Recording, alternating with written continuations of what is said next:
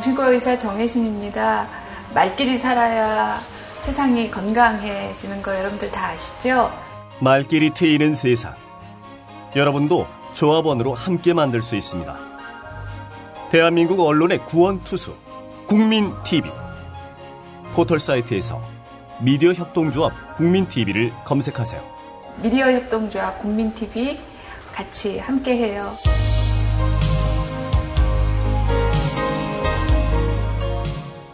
네, 조간 브리핑 시간입니다. 김영민 PD와 함께합니다.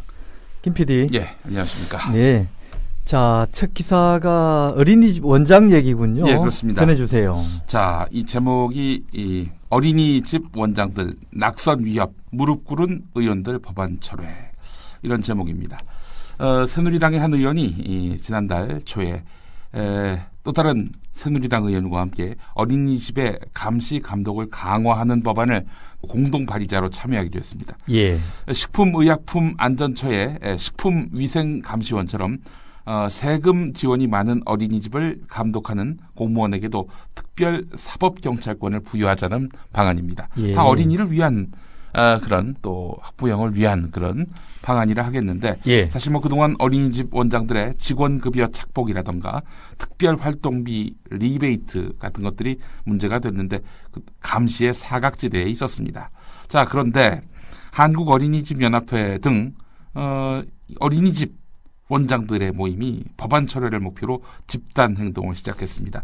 지역구 사무실을 방문하고 의원 사무실에는 업무가 힘들 정도로 전화해서 욕설을 해댔다는 겁니다. 법안이 철회되지 않는다면 낙선운동을 하겠다. 지역구에서 우리의 힘을 무시하면 큰 코 다친다. 이런 조직력을 과시했다고 하는데 말이죠.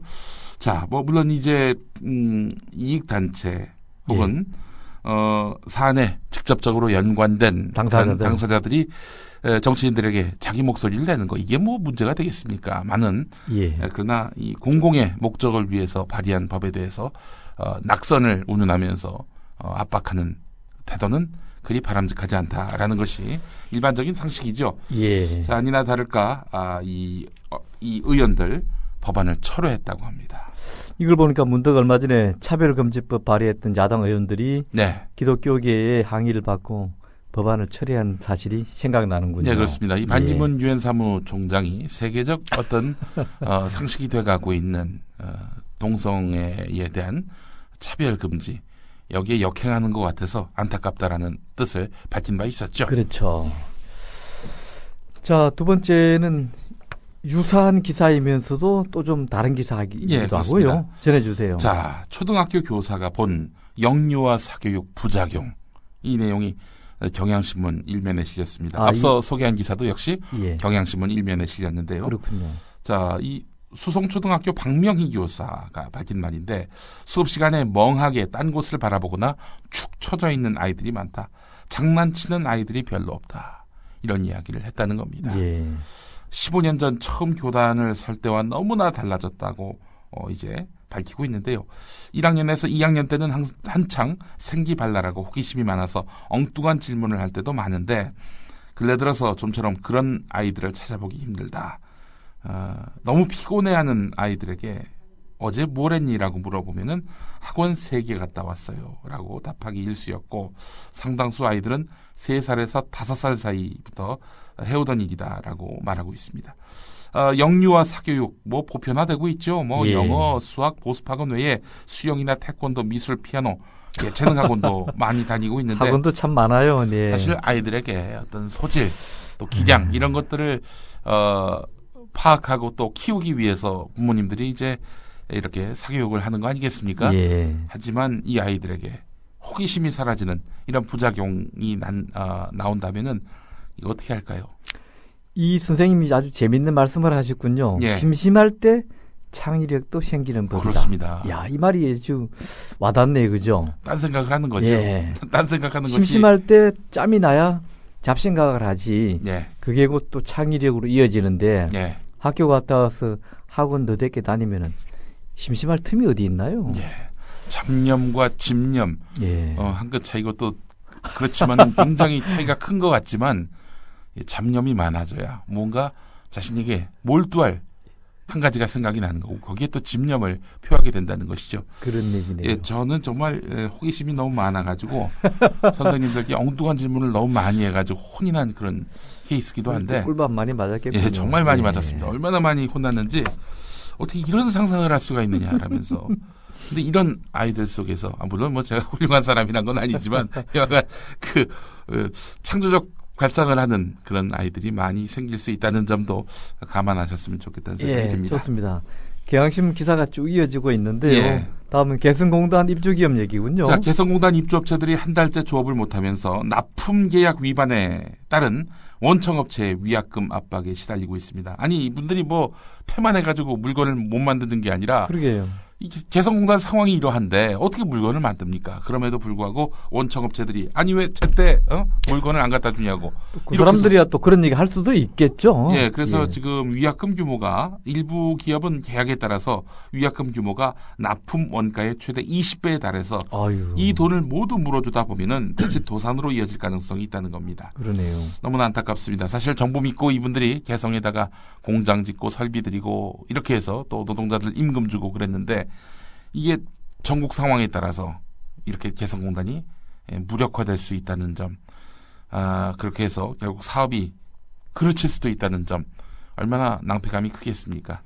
정부에서 이런 기업들에게 운전자금 일부를 대출해 준다는 보도가 지난 주말에 나왔던 것 같은데요. 예. 어쨌든 해주려면은 빨리 좀 해줘서 이런 기업들이 피해를 입지 않도록 도와줘야 할 것입니다. 예. 개성공단 추진했던 주체들이 자주 입버릇처럼 했던 말이 평화가 돈이다 이런 말이었는데 불안이 손해다 이렇게 또 말을 이어졌군요. 치원할 수 있겠습니다. 예, 다음은 게임 중독 관련 기사군요. 20대 이야기입니다. 오늘 경향신문 기사를 제가 굉장히 많이 인용하는데 좋은 기사가 많습니다. 네. 온라인 오락에 빠진 20대 젊은 가장이 오락에 방해가 된다는 이유로 아내와 자녀를 상습적으로 폭행하다가 감옥 신세를 지게 됐다는 그런 기사입니다. 창원에서 있었던 일인데 23살 이모 씨 이런 말을 했습니다. 제 의지로는 오락에서 헤어나올 수 없었다. 그런 이유로 가족들에게 못할 짓을 했다 이런 얘기인데 예. 아내와 아이를 폭행한 것은 후회되지만 마음 한편은 후련하다. 교도소 가는 것이 아내와 아이들을 위해서 오히려 잘된 일이다. 이렇게 말을 했다고 하는데 감옥 가서는 게임을 못하죠. 못하죠? 예. 근데 이제 이분이 가장인데 나이가 아직 23입니다. 예, 그렇습니다. 아직 젊은 가장이군요.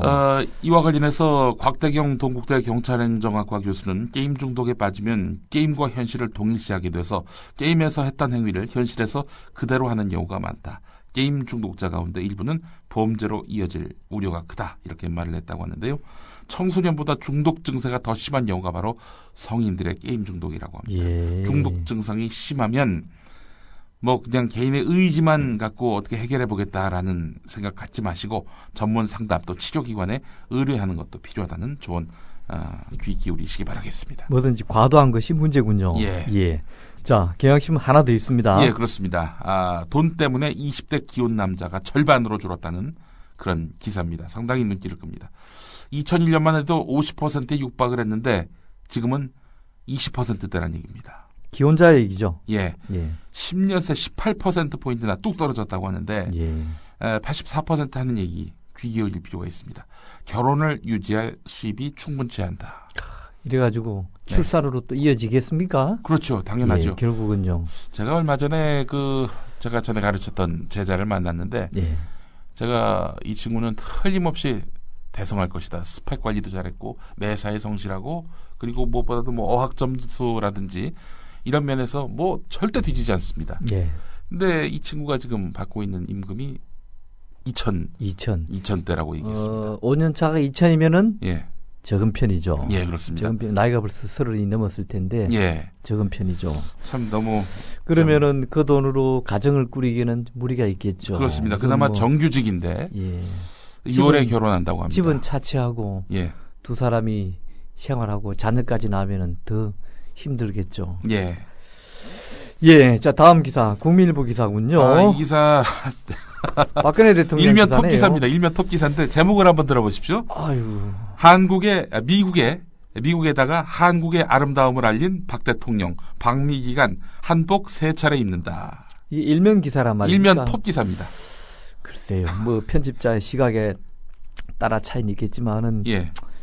저는 그 정도로만 얘기하겠습니다. 아니 근데 보니까 또 밑에 보니까 예. 박근혜 대통령 방미 및 6.25 정전 60주년 특별 취재팀을 꾸렸는데 예. 편집국 부국장, 워싱턴 특파원, 정치부 차장, 사회부 차장, 사진부 선임기자, 사진부 차장, 그리고 인터넷 TV 방송, PD 이렇게 해가지고 벌써 몇 명이 지금 특별 취재팀을 꾸렸는지.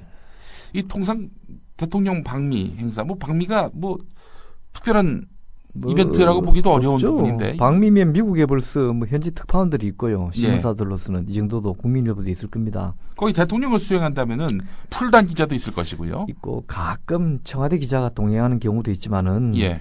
이렇게 많은 특별 취재팀을 꾸릴 정도로까지는 유례 없는 일이어서 네. 좀 드문 경우라 할 수 있습니다. 문제는 네. 그럼 과연 이 국민일보의 특별 취재팀이 얼마나 특별한 취재를 해오는지 한번 두고 보죠. 그 특별한 취재 예. 결과물이 방미 기간에 박근혜 대통령이 한복을 3번 입는다.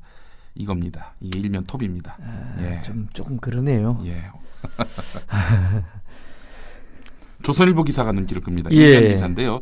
감사원이 4대강 사업 1차 턴키, 그러니까 일괄 수주를 턴키라고 하죠. 예. 이 턴키 공사 입찰 담합과 관련해서 최근에 김동수 전 공정거래위원장을 불러가지고 조사했다고 합니다. 유례 없는 일이네요. 그렇습니다. 예. 공정위가 2009년부터 작년 상반기까지 진행한 4대강 1차 턴키 공사 담합 입찰 조사에서 업체들의 광범위한 담합 사실을 적발하고도 과징금을 적게 책정하는 등 가벼운 처벌을 했다는 사실을 감사원이 상당 부분 확인했다는 겁니다. 확인했다면 불러서 조사해야 되겠군요. 네, 그렇습니다. 자, 그렇다면은 이 김동수 공정위원장 혼자 결정을 했던 것인지 아니면 그 윗선에서 뭔가 오더가 내려왔던 것인지 예. 이것도 분명히 따져봐야 될 것 같습니다. 그렇죠. 예. 기사는 작지만은 의미 있는 기사군요. 예. 예. 자, 다음 동아일보 국정원 관련 기사군요. 네, 국정원 관련 기사가 한 3개 있습니다. 주목할 만한 게. 국가정보원의 대선 정치 개입 의혹을 수사하고 있는 검찰이 국정원 심리정보국이 생긴 이래 이 부서 직원 등이 게재한 모든 인터넷 댓글과 게시글에 대해서 불법 여부를 조사하고 있는 것으로 알려졌습니다. 예. 이른바 전수조사를 하는 셈인데요. 세게 하네요, 제법. 예, 그렇습니다. 이 국정원 정치 개입 의혹의 전말을 파헤쳐서 논란에 종지부를 찍겠다 이런 의도로 풀이됐는데 대선 전에 이런 일을 했었으면 얼마나 좋았을까 하는 생각이 듭니다.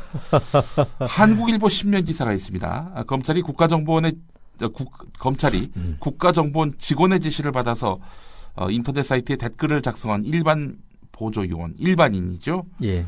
국정원 직원만 한 게 아닙니다. 일반인 보조요원, 이른바 국정원 직원의 지인으로 이렇게 통하는 예. 그런 인물이라겠는데 이 사람들의 실체를 지금 검찰이 파악하고 나섰는데 현직 경찰관이 국정원 요원과 일반인의 매개 역할, 중간 다리 역할을 했다는 의심을 받고 있는 것으로 알려져 눈길을 끌고 있다는 겁니다. 경찰이 소개했다는 얘기군요. 예, 그렇습니다.